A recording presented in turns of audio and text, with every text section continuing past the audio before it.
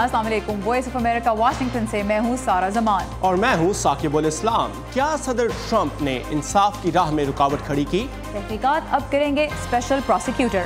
इसकी तफसीलात और बहुत कुछ शामिल है आज के शो में। शुरू करते हैं व्यू 360। शाम में भयानक कीमियाई गैस हमले के बाद जिंदगी की तस्वीर। मुलाकात पाकिस्तान के एक उभरते हुए नौजवान लीडर से। और मौसीकी मुअम्मर अफराद के लिए सुख का सांस। क्या अमेरिकी सदर डोनाल्ड ट्रंप ने FBI के डायरेक्टर जेम्स कोमी को बरतरफ करने के मामले में कोई ऐसा कदम तो नहीं उठाया जो कानून के खिलाफ था? रूस की 2016 के सदारती इंतखाबात पर असरअंदाज होने की कोशिशों का डोनाल्ड ट्रंप की सदारती मुहिम से मुंसलिक ओहदेदारों को किस हद तक इल्म था? ये वो सवालात हैं जो इस वक्त वाशिंगटन के सियासी ईवानों में गूंज रहे हैं। इनके जवाब की तलाश करने के लिए अमरीकी महकमा इंसाफ ने वफाकी तहकीकाती इदारे FBI के साबिक डायरेक्टर रॉबर्ट मुलर को खुसूसी निगरान नामजद किया है। मज़ीद तफसीलात के लिए चलते हैं वॉइस ऑफ अमेरिका की सबा शाह खान के पास, जो इस वक्त कैपिटल हिल पर मौजूद है। जी सबा, लेटेस्ट अपडेट्स क्या हैं? जी साकिब, ये डेवलपमेंट एक ऐसे हफ्ते के दौरान हुई है जबकि सदर ट्रंप की इंतज़ामिया को बहुत से स्कैंडल्स का सामना है। आइए देखते हैं।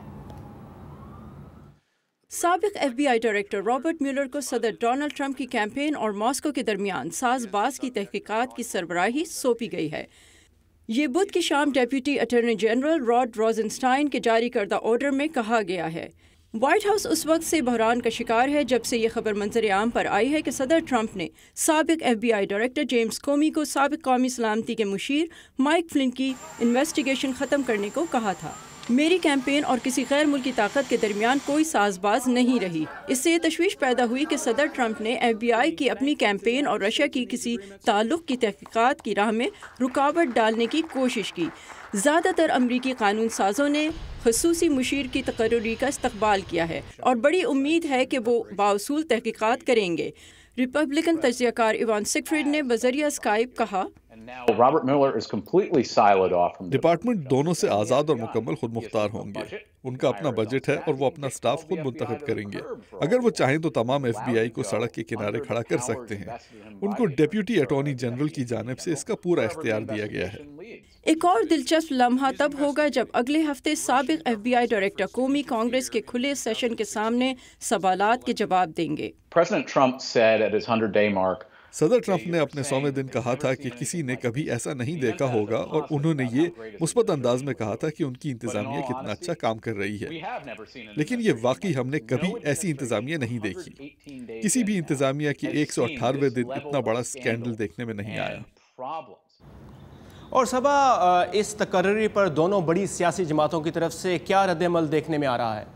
दोनों ही सियासी जमातें यानी रिपब्लिकन और डेमोक्रेट्स की जानिब से मुस्बत रद्द-ए-अमल देखने में आ रहा है। रिपब्लिकन्स की जानिब से क्लेयर मैककास्कल और बारबरा कॉम्स्टॉक दोनों ने ही इसे सही इक़दाम करार दिया।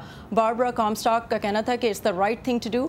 सेनेट, अगर हम डेमोक्रेट्स की बात करें तो Senate minority leader Chuck Schumer ने कहा कि इस इक़दाम की शदीद ज़रूरत थी। अमरीकी मीडिया में ये सवाल बार बार उठाया जा रहा है कि अगला कदम क्या सदर का मुआवजा यानी इम्पीचमेंट होगी। और अगर हम देखें दोनों जमातों का रवैया इस तरफ, तो दोनों ही जमातों की तरफ से एक मोहतात रवैया अपनाया गया है। जी साकिब। जी सबा, और ये बताइएगा कि जो मोहतात रवैया देखने में आ रहा है दोनों जमातों की तरफ से, लेकिन खुलकर किसी ने भी ये नहीं कहा कि वो मुआवजे की तरफ जाना चाहते हैं या नहीं।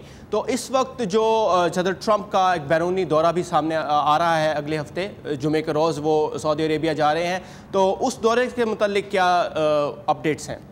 अब तक उस दौरे से मुतालिक अपडेट्स जो हैं वो कोई ख़ास क्लियर पिक्चर नहीं है। आगे जैसे जैसे डेवलपमेंट अनफोल्ड होती है तो विल सी कि क्या होता है। ठीक है, बहुत शुक्रिया सबा शाह खान, आप हमें अपडेट दे रही थी कैपिटल हिल से। Thank you. शाम के सूबे इदलीब में 4 अप्रैल को होने वाले कीमियाई गैस हमले में 100 के करीब अफराद हलाक हो गए थे। सांस लेने के लिए तड़पते बच्चों और बड़ों की तस्वीर ने दुनिया भर में लोगों के दिल हिला दिए। उस रोज़ बहुत सी दर्दनाक कहानियाँ लिखी गईं। उन्हीं में से एक को वॉइस ऑफ अमेरिका की कुर्दिश सर्विस के सहाफ़ी और आर्टिस्ट लुकमान अहमद ने अपनी पेंटिंग्स के ज़रिए पेश किया है। ये कहानी आपके लिए लेकर आए हैं हमारे साथी अमीर श्रीवास्तव। आइए देखते हैं और फिर बात करेंगे कि इस वक्त शाम के मुख्तलिफ इलाकों में ज़िंदगी कैसी है।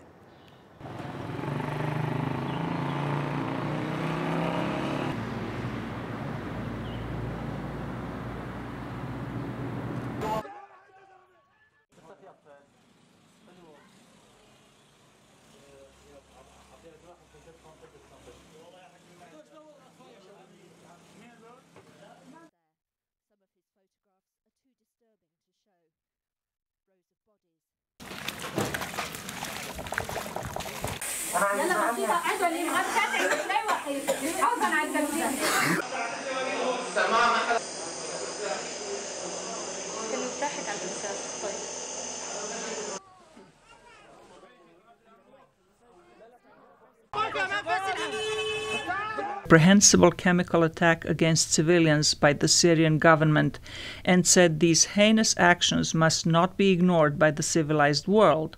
The statement by President Donald Trump, read by a White House spokesman, blamed the attack. जो दिलखराश मनाजर उस दिन देखे गए दुनिया भर में ही 4 अप्रैल को जब ये कीमियाई गैस का हमला हुआ था, वो बहुत से लोगों की मेमोरी में, उनके जहनों में हमेशा के लिए रहेंगे। इंटरनेट के ज़रिए बहुत से ये इमेजेस शेयर भी हुए, लोगों ने दूर दूर तक ये खबरें फैलाईं, लेकिन उसके बाद ज़िंदगी कैसी है इसके बारे में कम ही बात होती है। तो इस वक्त हमारे साथ दोहा कतर से बज़रिया स्काइप सीनियर सहाफ़ी उसामा बिन जावेद मौजूद हैं, और उसामा कई सालों से शाम और मशरिक़ वस्ता से रिपोर्टिंग कर रहे हैं। Usama, welcome to View 360। Thank you for having me. ये बताइएगा उसामा के इदलिब में गैस हमले से लोग किस तरह से निपटे और अब वहाँ पे सूरत हाल कैसी है? ये आपने जिन दिलखराश मनाजिर का जिक्र किया, गुज़िश्ता 6 सालों में शाम की जंग में बदकिस्मती से वो अब रोज़मर्रा का मामूल बन चुके हैं। ये मनाजिर रोज़ाना देखने में आते हैं और शामी हुकूमत और उसके इत्तेहादियों की अपने शहरी बारी और उनका कत्लेआम जारी है। और ये सिर्फ एक तरफ से नहीं, अब शाम में चूँकि बहुत ज़्यादा ग्रुप जन्म ले चुके हैं, तो इस वजह से न सिर्फ शामी हुकूमत की बमबारी बल्कि निहत्ते शहरी उन ग्रुप्स की वजह से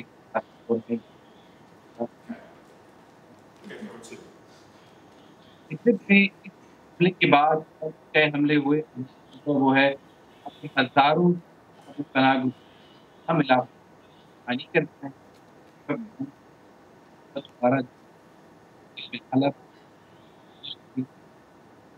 और उसामा को सुनने में हमें कुछ दिक्कत हो रही है, मेरे ख्याल में उनका स्काइप कनेक्शन थोड़ा वीक है।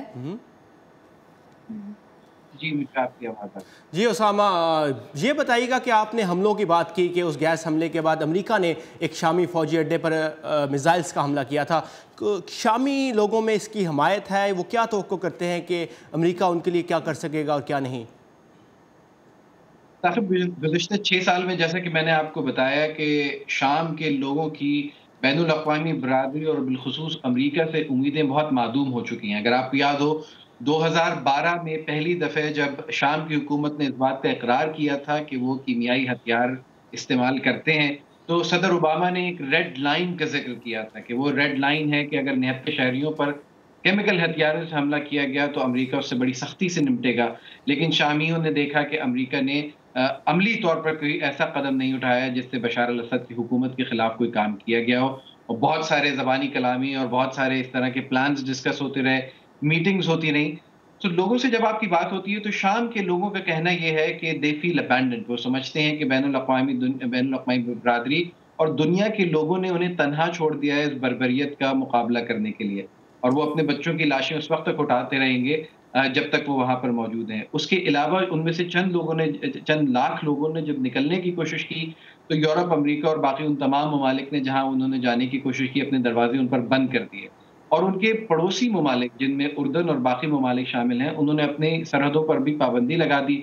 इस वक्त तुर्की और उर्दन की सरहदें भी बंद हैं और सिर्फ वो खुसूसी लोग जिनको शायद कोई इमरजेंसी की मेडिकल सिचुएशन हो, बड़ी मुश्किल से आ जा पाते हैं। ठीक है, ये बताइए करते हैं। उसामा, ये बताइए कि शाम के क्या कोई ऐसे इलाके भी हैं जहाँ सूरत हाल कदरे बेहतर है, जहाँ ज़िंदगी किसी हद तक नॉर्मल भी है? जी हाँ, बिल्कुल। शाम के वो इलाके जहाँ पे हुकूमत का अमल दखल इस वक्त तक मौजूद है, जिसमें सुबह लताकिया है, दमिश्क के बहुत सारे इलाके हैं, वहाँ पर ज़िंदगी बतदरीज जो है वो खुद ख़राब तो हुई है, लेकिन अब तक उन मखदूश हालात से दो चार नहीं है जो कि शाम के दूसरे इलाकों का हाल है। हमारे एक दोस्त जो कि अभी दमिश्क से होकर आए, उनका कहना था कि आप अगर वहाँ के नाइट क्लब जाएँ तो आपको धमाकों की आवाज़ और बेस की आवाज़ में तफरीक करना थोड़ा सा मुश्किल हो जाता है। लेकिन बहरहाल कुछ इलाके ऐसे हैं जहाँ पे ज़िंदगी मामूल के मुताबिक बिल्कुल चल रही है, लेकिन ज़्यादातर हिस्सा, जबकि हम कह सकते हैं कि 90% हिस्सा शाम का बहुत शदीद तकलीफ से इस वक्त गुजर रहा है, जिसमें न सिर्फ वो शामी हुकूमत की बर्बरियत का उन्हें सामना है, बल्कि दाइश और अलकायदा जैसे और ऐसे ग्रुप्स जो हैं जो जहाँ पर अब जन्म ले चुके हैं, उनकी तरफ से भी शदीद सऊबतों का सामना। उसामा, और ये बताइएगा कि शाम के जो लोग हैं उनके ख्याल में अमन का क्या रास्ता है, कैसे अमन आएगा और वो क्या मुस्तकबिल देख रहे हैं अपना? देखिए, मुस्तकबिल की अगर बात की जाए तो शामी कहते हैं कि अगर वो आज का दिन सरवाइव कर गए, कि आज उन पे हमला नहीं हुआ और उन्हें लाशें न उठानी पड़ी, तो ये एक अच्छा दिन है। मुस्तकबिल की बात की जाए तो जैसा कि गुज़िश्ता 6 साल में जनीवा से लेके अमेरिका तक और कई अक़वाम मुत्तहिदा के सफ़ीरों और बल्कि चीफ के भी तब्दील होने की तमाम बातें हो चुकी, लेकिन शाम के हालात बतदरीज बद से बदतर होते जा रहे हैं। मुस्तकबिल करीब में शामियों से बात कीजिए तो उनका ये ख्याल नहीं है कि किसी भी तरह अमन आ सकता है। उनकी ख्वाहिश है और उनकी अपील है कि तमाम अक़वाम मुत्तहिदा और दुनिया के वो ममालिक जो इस वक्त शाम की जंग में बिलावास्ता और बिलवास्ता मुलव्वस हैं, किसी भी तरीके से जंगबंदी की तरफ जाएं और इंसानी जानों का कीमती ज़िया जो कि लाखों की तादाद में पहुंच चुका है गुज़िश्ता 5 से 6 सालों में, उसको किसी भी तरीके से रोका जा सके। लेकिन उनको उम्मीद नहीं है कि अमल दरामद हो पाएगा। बहुत शुक्रिया उसामा बिन जावेद, आपने दोहा कतर से हमसे बात की और हमें शाम की सूरत हाल से आगाह किया।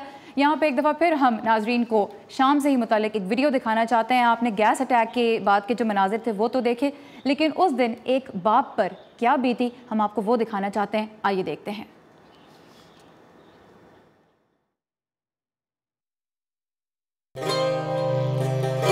ये सीरिया है, दारुल हुकूमत दमिश्क, और ये है इदलीब सूबा, जिसके शहर खान शेखून में ये एक छोटी सी दुकान है। और मिलिए इस दुकान के 29 साल मालिक अब्दुल हमीद अल यूसुफ से। हाय।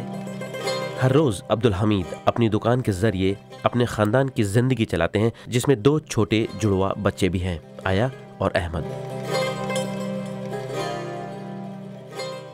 इस साल 4 अप्रैल को सुबह होने से पहले अब्दुल हमीद के घर वाले सो रहे थे। उनकी आंख खुली एक जोरदार धमाके की आवाज से। उनके घर के नजदीक हर जगह धुआं ही धुआं था। हमीद के चाचा अल यूसुफ देखने के लिए बाहर भागे। सामने चलती एक खातून अचानक गिर पड़ी। चाचा समझ गए थे कि कुछ गड़बड़ है। वो अंदर भागे और खिड़कियां बंद कर दी। कुछ देर में हवा उनके घर के पास से सारा धुआं उड़ा ले गई। लेकिन अब्दुल हमीद के खानदान की किस्मत में न जाने क्या लिखा था। वो अपनी बीवी और जुड़वा बच्चों के साथ घर से निकल गया, उन्हें महफूज जगह ले जाने के लिए। आया और अहमद पहले तो होश में थे, लेकिन जल्दी ही वो कांपने लगे और उन्हें सांस लेने में मुश्किल होने लगी। अब्दुल हमीद उन्हें बाहर ले गया।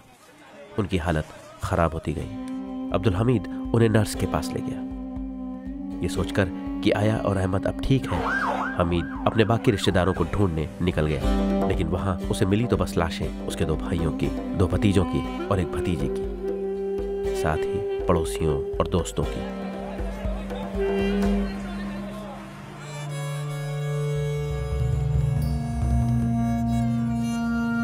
जो लोग अभी तक जिंदा थे वो बुरी तरह कांप रहे थे और उनके मुंह से पीला झाग बाहर आ रहा था। उनके जिस्म नीले पड़ रहे थे। नाजुक होने की वजह से बच्चे जल्दी बेहोश हो रहे थे। कुछ देर में अब्दुल हमीद को वो खबर भी दे दी गई जिसे वो कभी सुनना नहीं चाहता था। खानदान वालों ने बताया कि गैस से उनकी बीवी और बच्चों का दम घुट गया था। वो मर चुके थे। बच्चे ऐसे लग रहे थे जैसे अभी सो रहे हों।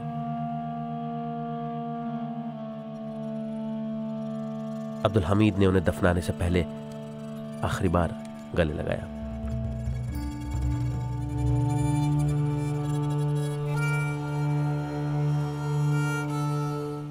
गमगीन बाप ने कब्र के पास अपनी बेटी से कहा, मैं हमेशा कहता था मेरी खूबसूरत सुनहरे बालों वाली बच्ची, मैं तुम्हें कभी नहीं छोड़ूंगा। मेरी प्यारी बच्ची, तुम मुझे ही छोड़कर जा रही हो।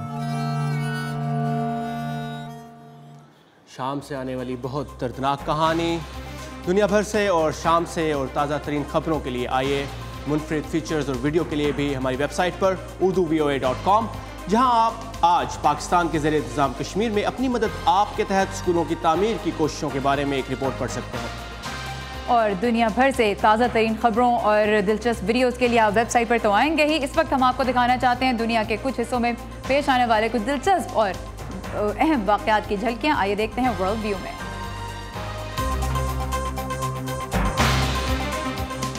ईरान ने 9 अमरीकी शख्सियात और कंपनीज के खिलाफ पाबंदियां लगाने के फैसले का ऐलान किया है। ईरान के मुताबिक ये फैसला इसके बैलिस्टिक मिसाइल प्रोग्राम से मुतालिक अमरीकी पाबंदियों के नाकाबिले कबूल और गैर कानूनी फैसले के रद्द-ए-अमल में किया गया है। अक़वाम मुत्तहिदा का कहना है कि मोसल में दाइश के खिलाफ जारी कार्रवाई के नतीजे में मजीद 2 लाख शहरियों के दरबदर होने का इम्कान है, जबकि 7 लाख अफराद पहले ही मोसल छोड़ चुके हैं। इटली में गुलाब के फूलों की 6,500 से ज्यादा अक़साम रखने वाला बाग आवाम के लिए खोल दिया गया है। मकामी फेनिस्की खानदान का ये बाग दुनिया में गुलाब की सबसे ज्यादा अक़साम रखने वाले बागात में से एक है। ऑस्ट्रेलिया में एक पालतू बिल्ली ने दुनिया की सबसे लंबी बिल्ली की हैसियत से गिनीज वर्ल्ड रिकॉर्ड्स की तवज्जो हासिल कर ली है। बिल्ली का वजन 14 किलोग्राम और लंबाई 120 सेंटीमीटर है।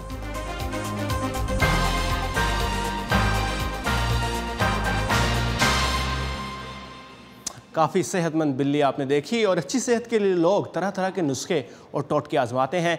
आज हेल्थ सेगमेंट में हम आपके लिए एक ऐसा नुस्खा लेकर आए हैं जो सुनने में बहुत सुरीला है।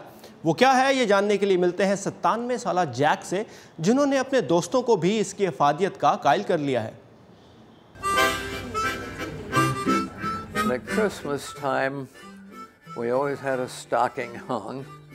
जैक की उम्र उस वक्त महज 6 बरस थी जब उन्हें क्रिसमस पर प्लास्टिक का एक हारमोनिका तोहफे में मिला और अगले ही हफ्ते उन्होंने अपने वालिद को हैरान कर दिया। मेरे वालिद ने मुझे हारमोनिका बजाते सुना, जिससे वो बेहद मुतासिर हुए। और आज 1000 गीत तख्लीक करने के बाद Jack James Virginia harmonica festival की रौनक बढ़ा रहे हैं। वो और उनके सफेद बालों वाले मौसीकार दोस्त क्लासिकी धुनें बजा रहे हैं। जैक ने काफी अरसा पहले कैपिटल हारमोनिका क्लब कायम किया था। जिंदगी के सफर में जैक क्लब के तमाम मेंबर्स पर सबकत ले जा चुके हैं। मैं 84 साल का हूँ और मेरा नहीं ख्याल कि मैं जैक से बाजी ले जा सकता हूँ। ये कहा एक 97 साला शख्स का है।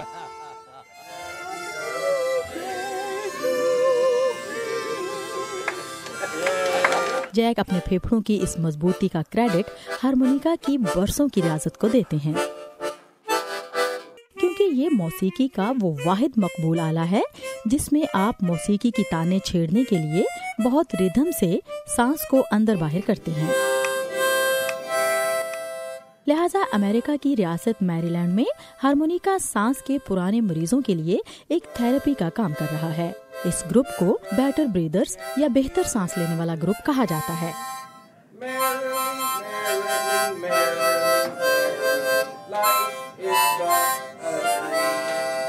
कैथी मिडल्टन गुज़श्ता 7 वर्षों से ऑक्सीजन पर थीं। जब आप सांस लेते हैं तो आपके फेफड़े बंद हो जाते हैं, जबकि मेरे ऐसे रहते हैं। हारमोनिका बजाने के बाद महसूस किया कि मुझे सांस लेने में बहुत आसानी पैदा हुई है। जैक कहते हैं कि हारमोनिका बजाने से उन्हें दिल के आर्जे से सेहतयाब होने में भी मदद मिली। जी हाँ, अस्पताल में भी मौसीकी के सुर बखेरने वाले ये जैक ही हैं, क्योंकि उनके लिए मौसीकी जिंदगी का टेम्पो है। सादिया असद, उर्दू VOA। बहुत ही सुरीला पैकेज था और मैं तो इनकी आवाज़ से बड़ा मुतासिर हो गया। बिल्कुल, अगर आप इनसे इम्प्रेस हुए तो फिर आपको एक और बड़े इम्प्रेसिव बुजुर्ग से मिलवाते हैं। बरतानिया से ताल्लुक़ रखने वाले 101 साला वर्डन हेज ने दुनिया के बुजुर्ग तरीन स्काई डाइवर होने का रिकॉर्ड अपने नाम किया है।